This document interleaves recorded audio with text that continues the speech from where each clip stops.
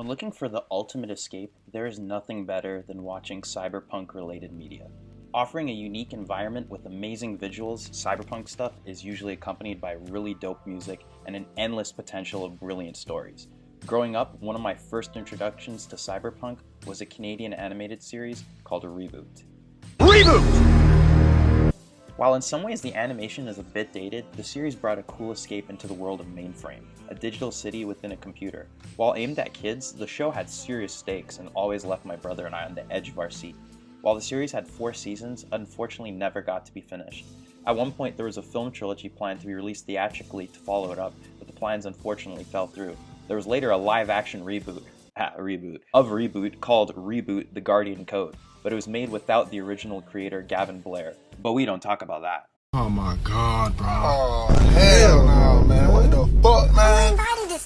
They completely goddamn disrespected me, little idiots! Idiots! The one film that really made me see things in an all-new way was Blade Runner. The zany, gothic neon city of 2019 Los Angeles opened up my imagination in ways never before. As a 12-year-old in 2012, it was interesting to see what the world could look like in the near future of 2019. Funny enough, Black Ops 2 also offered an interesting future set in 2025, which is scarily less than a year away.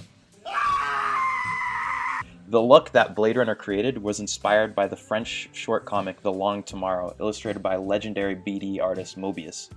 The unique vibe the comic offered would go on to influence many projects, from Akira to Coruscant's nightlife and Star Wars: Attack of the Clones.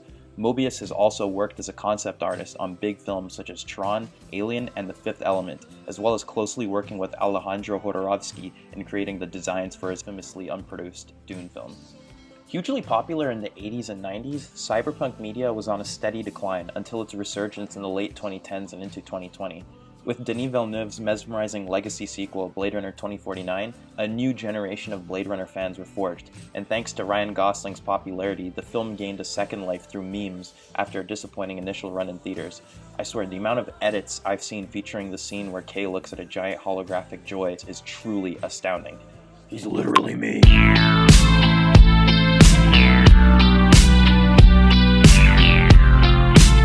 Into the new decade of 2020, the video game world anxiously awaited for the hugely anticipated release of Cyberpunk 2077 from Witcher developers CD Projekt Red. The road to that game was out of this world. From the surprise appearance of Keanu Reeves at E3 to the "you're breathtaking" frenzy, Cyberpunk 2077 was everywhere. In 2077, what makes someone a criminal? Getting caught. Keanu Reeves. General Kenobi. After years of trailers, the game would finally release in late 2020. Despite offering a truly expansive world and a thrilling narrative, the game was released to huge technical problems. Yes! Hey, I just got my license! A few moments later.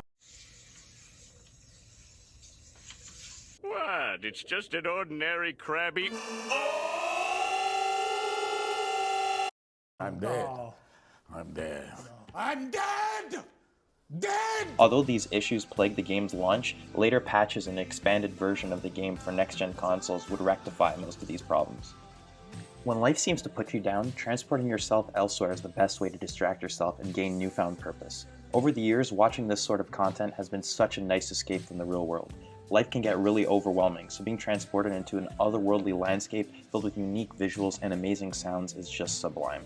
In a time where corporations are really running out of ideas and media going down to an all-time low in quality, cyberpunk storytelling has still remained in the zeitgeist. Through talented creators and visionary artists, this medium is still going strong, with a good amount of awesome things on the horizon. You look lonely. I can fix that.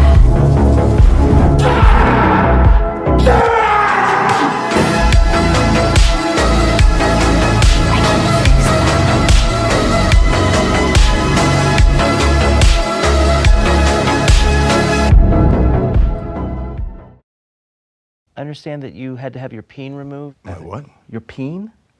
My peen? Oh, you mean my dick?